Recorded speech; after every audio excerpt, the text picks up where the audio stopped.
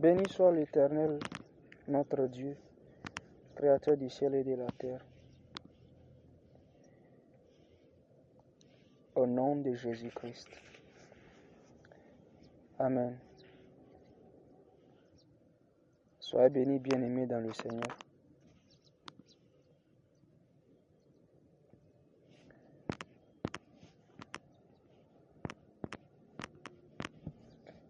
Aujourd'hui, je vais parler de l'intercession. L'intercession.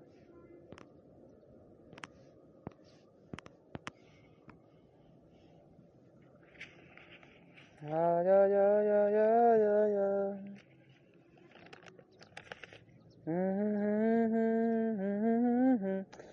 Nous allons lire Exode. Exode 17.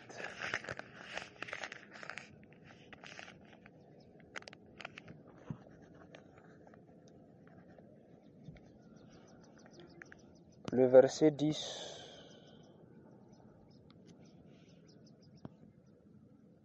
à 16.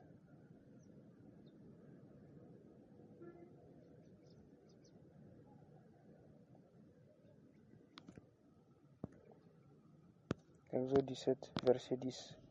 Josué fit ce que lui avait dit Moïse pour combattre Amalek. Et Moïse, Aaron et Hur montèrent au sommet de la colline. Lorsque Moïse élevait les mains pour combattre, élevait sa main, Israël était le plus fort, et lorsqu'il baissait sa main, Amalek était le plus fort. Les mains de Moïse étaient fatiguées. Ils prirent une pierre qu'ils placèrent sous lui, et il s'assit dessus. Aaron et Hur soutenaient ses mains, l'un d'un côté, l'un de l'autre, et ses mains restèrent fermes jusqu'au coucher du soleil. Et Josué vainquit Amalek et son peuple au tranchant de l'épée. L'Éternel dit à Moïse, écris cela dans le livre pour que le souvenir s'en conserve, et déclare à Josué que j'effacerai la mémoire d'Amalek de dessous les cieux. Amen. Israël se lève pour aller combattre Amalek. Et Moïse donne une instruction à Josué. Il choisit des hommes et ils descendent dans la vallée pour aller combattre Amalek. Mais pendant ce temps, Moïse va aller sur la montagne.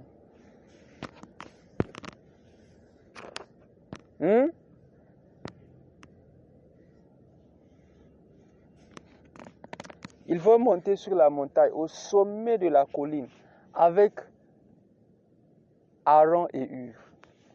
Voici d'où vient l'expression, pourquoi vous écoutez l'expression je vais à la montagne. Je suis en haut, sur le sommet de la colline. C'est comme pour dire que je suis dans la prière. Quand je monte là-bas, c'est pour prier. C'est une position de prière. Il dit, je suis là-bas, c'est pour la prière. Ils étaient là-bas, et pendant que Jésus était en train de combattre, Moïse avait les mains levées. Mais quand sa main baissait, Amalek était le plus fort. Ainsi, sans savoir que ce qui était en train de se produire dans la vallée était en réalité contrôlé par ceux qui n'étaient pas sur le terrain. Ceux qui contrôlaient ce qui se produisait, ou celui qui contrôlait ce qui se produisait dans la vallée, celui qui déterminait la victoire ou pas, ce n'était pas les hommes, les combattants, mais plutôt Moïse et ceux qui étaient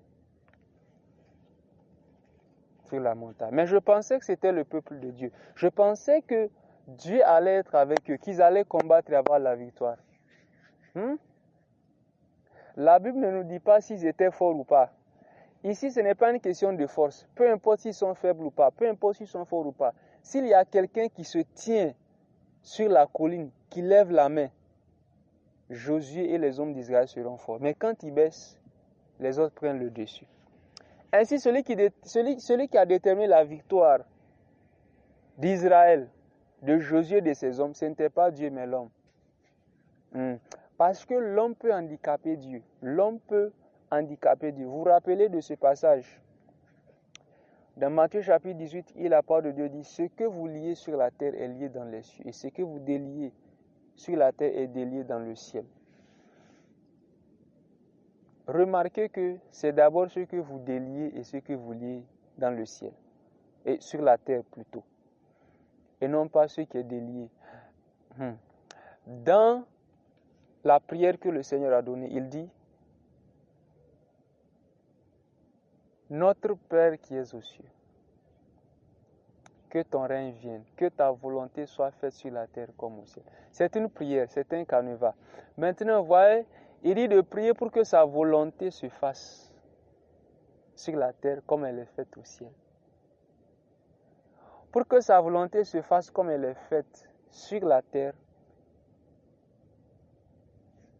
comme elle est faite au ciel, il faut qu'il y ait des hommes qui prient. Il faut qu'il y ait des hommes qui prient. Ce n'est pas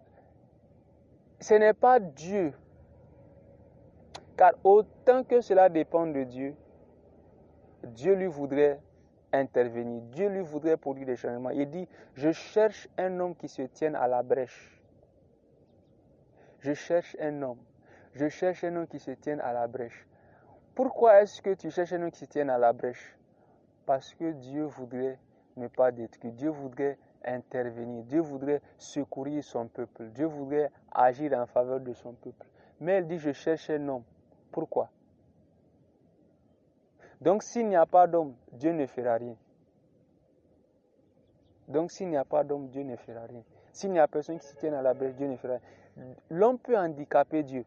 Ton manque de prière peut rendre Dieu inactif.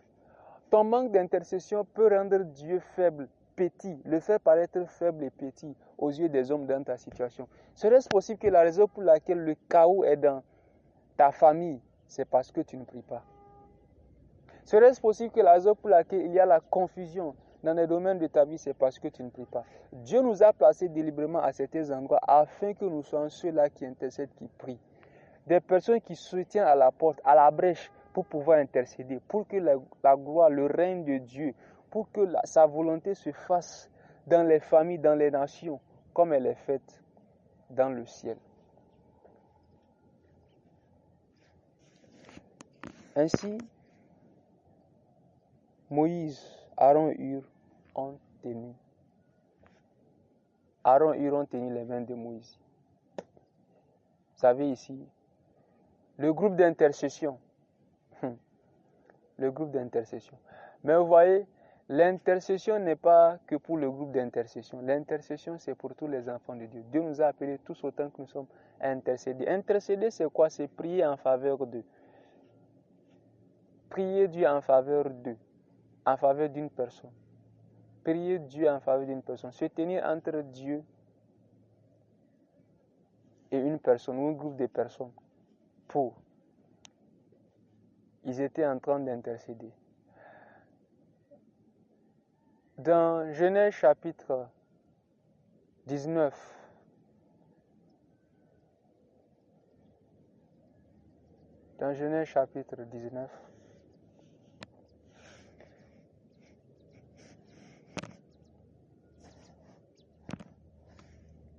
nous allons lire ça. Genèse chapitre 19.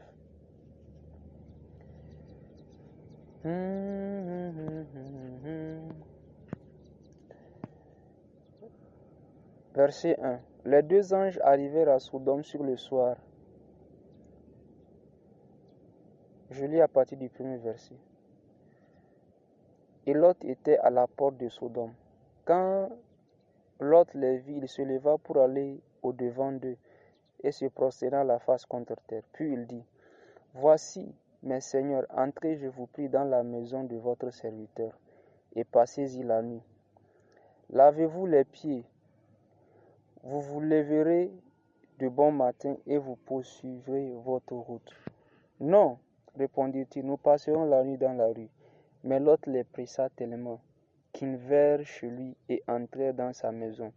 Il ordonna un festin et fit cuire ses pains sans levain et ils mangeaient. Il n'était pas encore couché que les gens de la ville, les gens de Sodome entouraient la maison depuis les enfants jusqu'aux vieillards. Toute la population était accourue. Ils appelèrent Lot et lui dirent: Où sont les hommes qui sont entrés chez toi cette nuit? Fais-les sortir vers nous pour que nous les connaissions. Les uns sont arrivés, ils veulent détruire Sodome et Gomorrhe. C'est leur mission. Ils sont là pour ça. Et, verset 6, Lot sortit vers eux à l'entrée de la maison et ferma la porte derrière lui. Et il dit: Mes frères, je vous prie, ne faites pas le mal. Voici, j'ai 2 filles qui n'ont point connu d'homme. Je vous les amènerai dehors et vous leur ferez ce qui vous plaira. Seulement ne faites rien à ces hommes, puisqu'ils sont venus à l'ombre de mon toit. Ils dirent: Retire-toi. Ils dirent encore: Celui-ci est venu comme un étranger et il veut faire le juge. Eh bien, nous te ferons pire qu'à eux. Et pressant Lot avec violence, il s'avançait pour briser la porte. Les hommes étendirent la main, firent rentrer Lot vers eux dans la maison et fermèrent la porte. Ils frappaient d'aveuglement les gens qui étaient à l'entrée de la maison, depuis le plus petit jusqu'au plus grand, de sorte qu'ils se donnèrent une peine inutile pour trouver la porte. Les hommes dirent à Lot: Qui as-tu encore ici? Gendre, fils et filles et tous ceux qui t'appartiennent dans la ville, fais-les sortir de ce lieu. Car nous allons détruire ce lieu, parce que le cri contre ses habitants est grand devant l'Éternel.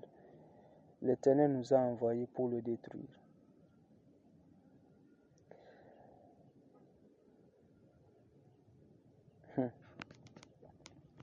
Amen. C'est une longue lecture. Vous pourrez aller lire ça vous-même.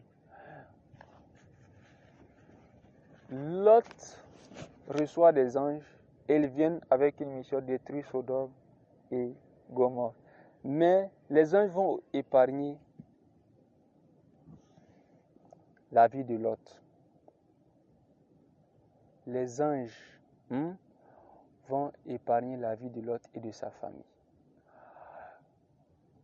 Quoique la vie n'ait pas été épargnée. Parce que, pourquoi je suis en train de vous lire ceci? C'est parce que ce qui s'est produit ici est le résultat d'une discussion précédente qui a eu lieu entre Abraham et le Seigneur.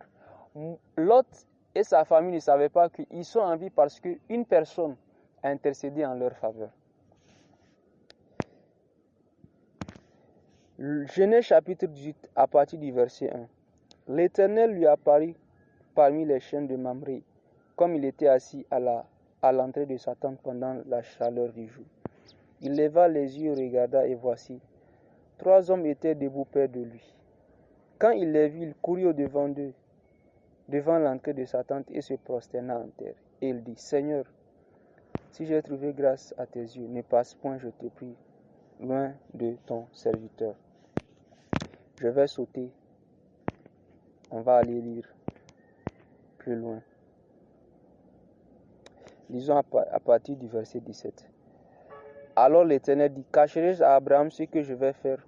Abraham deviendra certainement une nation grande et puissante, et en lui seront bénies toutes les nations de la terre. Car je l'ai choisi, afin qu'il ordonne à ses fils et à sa maison après lui de garder la voie de l'Éternel, en pratiquant la droiture et la justice, et qu'ainsi l'Éternel accomplisse en faveur d'Abraham les promesses qu'il lui a faites. Et l'Éternel dit: Le qui contre Sodome et Gomorrhe s'est accru, et leur péché est énorme. C'est pourquoi je vais descendre et je verrai s'ils ont agi entièrement selon le bruit venu jusqu'à moi. Et si cela n'est pas, je le saurai. Les hommes s'éloignèrent et allèrent vers Sodome. Mais Abraham se tint encore en présence de l'Éternel. Abraham s'approcha et dit: Feras-tu aussi périr le juste avec le méchant? Bonne question. Peut-être y a-t-il 50 justes au milieu de la ville. Les feras-tu périr aussi? Et ne pardonneras-tu pas à la ville à cause des 50 justes qui sont au milieu d'elle? Fais mourir le juste avec le méchant, en sorte qu'il en soit du juste comme du méchant. Loin de toi cette manière d'agir. Loin de toi. Celui qui gît toute la terre n'exercera-t-il pas la justice?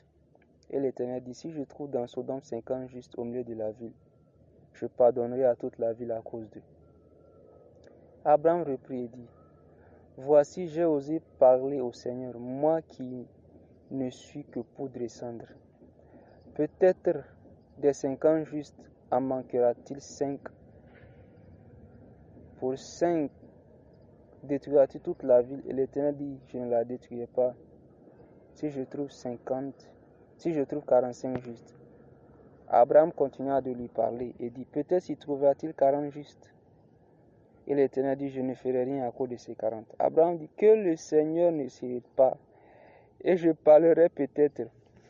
S'y trouvera-t-il 30 justes? Et l'Éternel dit, je ne ferai rien si je trouve 30 justes. Abraham dit, voici, j'ai osé parler au Seigneur. Peut-être s'y trouvera-t-il 20 justes. Et l'Éternel dit, je ne la détruirai point à cause de ces 20. Abraham dit, que le Seigneur ne s'irrite point, et je ne parlerai plus que 7 fois. Peut-être s'y trouvera-t-il 10 justes. Et l'Éternel dit, je ne détruirai point à cause de ces 10 justes. L'Éternel s'en alla lorsqu'il eut achevé de parler à Abraham, et Abraham retourna dans sa demeure. Amen. Abraham était en train d'intercéder parce que Dieu lui avait révélé ce qui allait se produire dans Sodome. Il dit, est-ce que tu vas détruire la ville avec les justes y compris? Vous voyez, la raison pour laquelle les intercesseurs sont des gens qui marchent dans la révélation, ce n'est pas parce qu'ils sont des personnes spéciales, mais c'est parce que ce sont des personnes qui prient pour les autres. La clé, une des clés pour le prophétique, c'est l'intercession. Si vous priez pour une personne, si vous priez pour les nations, pour votre famille, je vous assure, Dieu va commencer à vous donner des révélations. Dieu va ouvrir vos yeux sur des choses, sur des aspects de la famille que vous n'avez jamais vus. Dieu va vous accorder des visions, des rêves, des paroles concernant le sujet pour lequel vous êtes en train de prier. C'est la raison pour laquelle vous allez voir que les groupes d'intercession, quand ils prient, Dieu leur accorde beaucoup de révélations parce qu'ils prient pour les autres. Simplement parce qu'ils prient beaucoup pour les autres. Chaque fois que nous diffusons à prier pour les autres, Dieu nous parle. Dieu nous parle. Abraham négocie et s'arrête à 10. S'il était parti à 5, Dieu allait certainement s'arrêter là. Mais il s'est arrêté à 10. La raison pour laquelle, quoique la ville ait été détruite, c'est à cause de ce qu'Abraham a dit. Vas-tu détruire aussi le juste avec le méchant? L'autre ne savait pas que s'il est en vie, c'est à cause de l'intercession de son oncle. Il y a des personnes qui sont en vie. Il y a des personnes à qui il arrive du bien à cause de la prière des autres. Autant il t'arrive du bien à cause de la prière des autres, autant il doit arriver du bien aux autres à cause de ta prière. Chaque fois que Dieu accorde une révélation, c'est une responsabilité pour intercéder en faveur des autres. Le ministère de l'intercession. Où sont les intercesseurs aujourd'hui? Où sont les sentinelles? Ceux qui se tiennent sur la tour à l'entrée de la ville et qui peuvent de loin voir le danger venir afin d'annoncer et de prévenir le peuple, de sonner la trompette. Où sont les sentinelles aujourd'hui? Où sont ceux qui vont se tenir dans la prière, qui vont se tenir sur la tour, très haut, dans la prière, afin de voir de loin l'ennemi venir et le chasser? Où sont les sentinelles aujourd'hui? Où sont les intercesseurs aujourd'hui? Où sont ceux qui sont censés prier aujourd'hui? Où sont ceux qui doivent faire monter l'encens vers Dieu afin de provoquer Dieu, afin d'amener Dieu à intervenir en faveur des situations que nous vivons, en faveur des frères et des sœurs, en faveur de l'Église des nations? Où sont passés les intercesseurs? Dieu nous a appelés à prier les uns pour les autres. Dieu nous a appelés à participer à son œuvre au travers de la prière.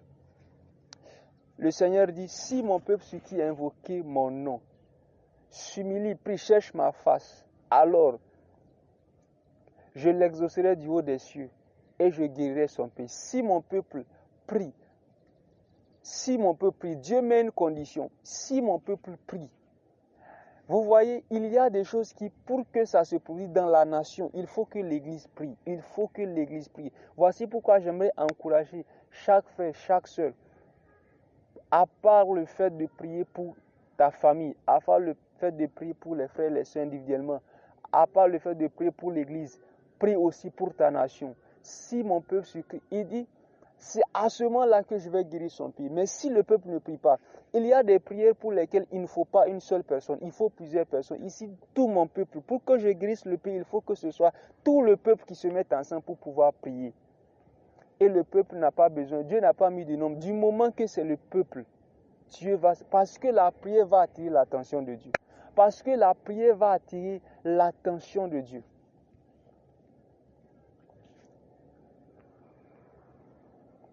Si mon peuple, ce qui invoquait mon nom, prie. Et vous voyez ça, la Bible dit, si mon peuple, ce qui invoquait mon nom, prie. Pas s'ils chantent, pas s'ils font des concerts. Je ne suis pas contre les concerts, je ne suis pas contre les séminaires. Mais ce que la Bible dit, c'est si nous prions. Il est temps d'arrêter de parler, il est temps d'arrêter de chanter et de commencer à prier, de commencer à intercéder. Combien de fois nous avons des problèmes lorsque nous voyons un malheur se produire, des situations de catastrophe. Au lieu de prier, ce que nous faisons, c'est organiser des concerts. Que des chrétiens qui aiment aujourd'hui organiser des concerts, qui aiment chanter au lieu de prier. Des concerts de ceci, concerts de ceci, concerts de ceci. Dis-leur, venez, on va prier. Tu ne verras personne. Mais mes concerts, tout le monde viendra. Parce que nous sommes paresseux, nous n'aimons pas prier. Nous n'aimons pas prier. Et les chrétiens, nous sommes devenus réactifs au lieu de devenir actifs dans la prière. C'est lorsqu'un malheur se produit que nous commençons à prier. Si seulement nous pouvons prier, nous allons façonner l'histoire. Nous allons contrôler les événements au travers de la prière. De la même manière que Moïse contrôlait ce qui se passait dans la vallée. Est-il possible même que lorsqu'il y a des attaques, lorsqu'une armée, un pays est menacé et que des personnes attaquent, est-il possible même que la victoire sur le champ de bataille soit déterminée par la prière des saints? Que la raison pour laquelle les terroristes vont attaquer et que l'armée va avoir la victoire, ce n'est pas parce qu'ils ont des armes sophistiquées, ce n'est pas parce qu'ils sont intelligents, ils sont forts, bien formés, mais parce que l'Église est en train de prier. La prière. La prière. La prière. La prière. La prière. Où sont les intercesseurs? Bien-aimé, vas-tu commencer à intercéder?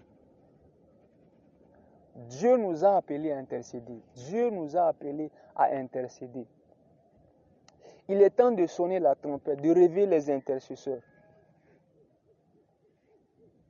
afin de prier pour nos nations, de prier pour nos familles, et de voir la main de Dieu. Bien-aimé, il y a une telle puissance dans la prière. Il y a une telle puissance dans la prière. La prière peut façonner les événements. Je peux vous dire comment la prière. Vous ne saurez même pas. Des gens seront. Vous pouvez même décider ce que les autres décident par votre prière. Yes. La personne va décider d'aller par-ci, de faire tel choix. La personne va croire que c'est moi qui est en train de décider, mais en réalité, c'est vous qui êtes en train de prier. Quelqu'un a dit, n'arrêtez pas de prier pour votre famille. N'arrêtez pas de prier pour votre nation. N'arrêtez pas de prier pour votre église. Parce qu'ils peuvent ne pas écouter vos conseils, mais ils ne peuvent pas échapper à vos prières. Oh, lorsque le vin a manqué aux noces de Canaan, le vin avait manqué. Les gens ne savaient plus quoi faire. Et Marie va aller voir Jésus, dit, il n'y a plus de vin. Puissions-nous être comme des maris, ceux-là qui iront voir le Seigneur pour dire, il n'y a plus de vin. Il n'y a plus de vin dans mon église, Seigneur. Les dons spirituels ont disparu. Les manifestations de l'esprit ont disparu. Seigneur, dans mon pays, il y a la famine. Dans mon pays, Seigneur, il n'y a plus de vin. Les choses sont devenues chères. Il n'y a plus la joie de vie. Il n'y a plus le bien-être dans la famille. Seigneur, il y a la maladie dans le pays. Il n'y a plus de vin, Seigneur. Il n'y a plus de vin. Elle a engagé le ministère de l'intercession. Elle est allée voir le Seigneur pour lui dire, il n'y a plus de vin. Tu vas faire quelque chose, Seigneur. Il faut que tu amènes le... Vous voyez, Jésus était là et le vin a manqué jusqu'à ce que Marie soit partie voir. Jusqu'à ce que Marie soit partie voir Jésus.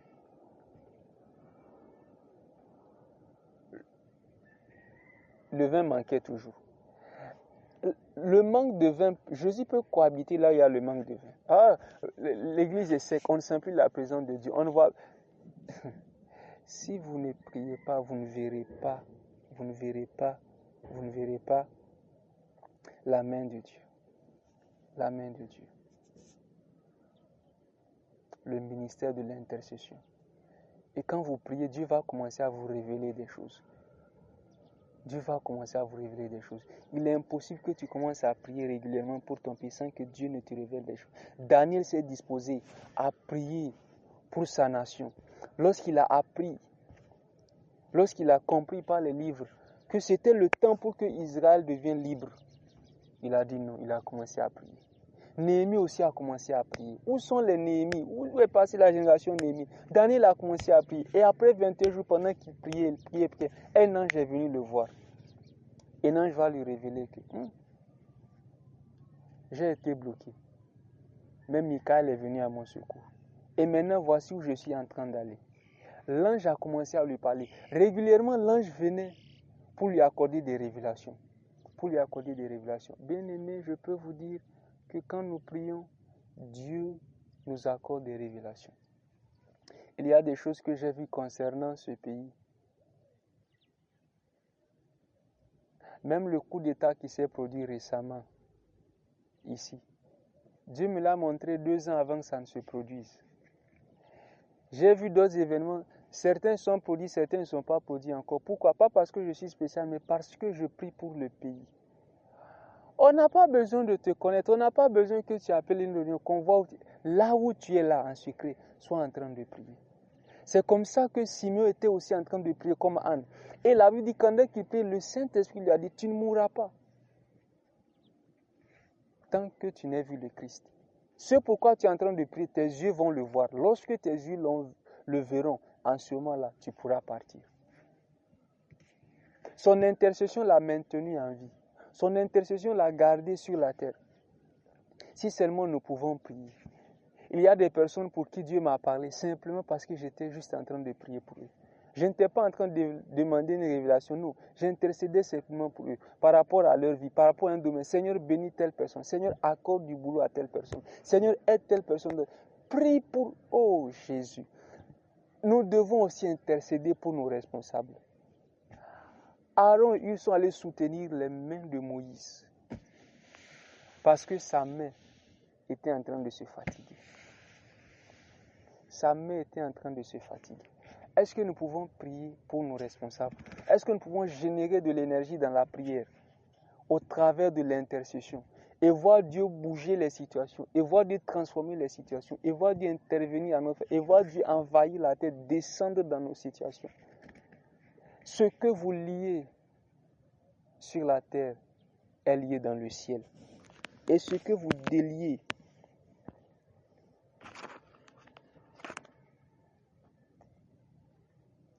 sur la terre est délié dans le ciel. Il est temps de commencer à intercéder. Il est temps de continuer, de persévérer dans la prière, à intercéder, à intercéder, à intercéder, à intercéder. Ne soyons pas des chrétiens égoïstes, ne soyons pas des bébés qui tout ce qu'ils font c'est... Ne soyons pas des chrétiens consommateurs qui ne prient que pour eux-mêmes. Tout ce que nous faisons c'est prier pour eux-mêmes. Prier pour nous-mêmes, autant pour moi, prier pour nous-mêmes, prier pour nous-mêmes. Non, ce n'est pas cela que Dieu nous a appelé. Par moment tu viens et l'Esprit de Dieu, tu as ton besoin, tu veux prier, il dit, laisse pour toi, prie pour tel sujet. Tu dis non, Seigneur, mon besoin, laisse ton besoin et prie. Dieu sait ce dont tu as besoin. Autant Dieu t'amène à prier pour certains besoins dans la vie d'autres personnes, autant Dieu peut prendre ton besoin et le donner à quelqu'un d'autre comme sujet de prière.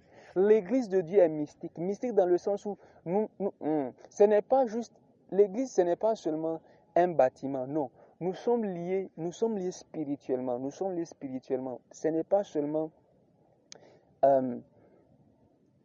ceux-là que nous voyons, ceux avec qui nous sommes, non. Ceux du Togo, ceux des États-Unis, ceux de l'Afghanistan, nous sommes tous un. Ainsi, Dieu peut réveiller n'importe qui pour pouvoir intercéder en faveur. Tu peux être au Togo, Dieu va commencer à te parler au sujet d'un frère qui est à Dubaï. Va te réveiller la nuit pour te dire de prier pour lui. Il est possible même qu'ils ne te disent pas qui c'est. Dieu va juste te réveiller et te dire prie, prie, prie, prie. Et tu commences à prier en langue. Tu ne sais pas que tu es en train d'intercéder à ce frère. Dans ta prière, c'est que tu es en train de prier pour que Dieu préserve la vie de cette personne. Il dit, je cherche un homme qui se tienne à la brèche. Dieu cherche des réparateurs de brèches, des personnes qui vont se tenir là à la brèche. Des personnes qui vont se tenir là pour intercéder. Il dit, nous ne bougeons pas, nous sommes là pour intercéder. Des sentinelles qui vont se tenir sur la tour.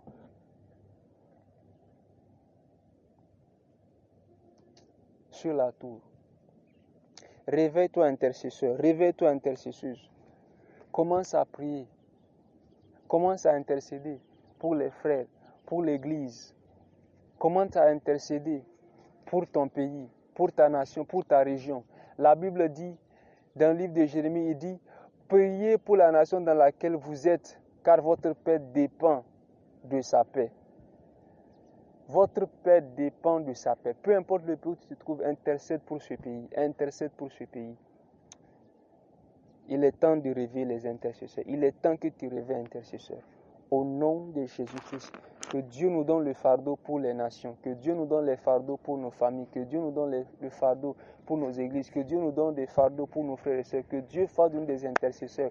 Des personnes qui portent les autres dans la prière. Des personnes qui intercèdent en faveur. Qui se tiennent entre Dieu et les autres. Des personnes qui vont se tenir entre l'ennemi et nos bien-aimés. Tu ne toucheras pas à ma famille. Pas tant que je serai là. Tu ne toucheras pas à ma famille. Jésus a dit à Pierre, l'ennemi t'a réclamé afin de te cribler comme du froment. Mais j'ai prié pour toi. Yes, c'est ce que le Seigneur veut que nous fassions. Tant que je serai là, tu ne toucheras pas à ma famille. Parents, l'ennemi vient et commence à toucher. Comment tu es dans ta famille et l'ennemi vient et prend des gens dans la famille. Et pendant que toi tu es là, tu ne fais rien. Prends des personnes dans la famille et toi tu es là.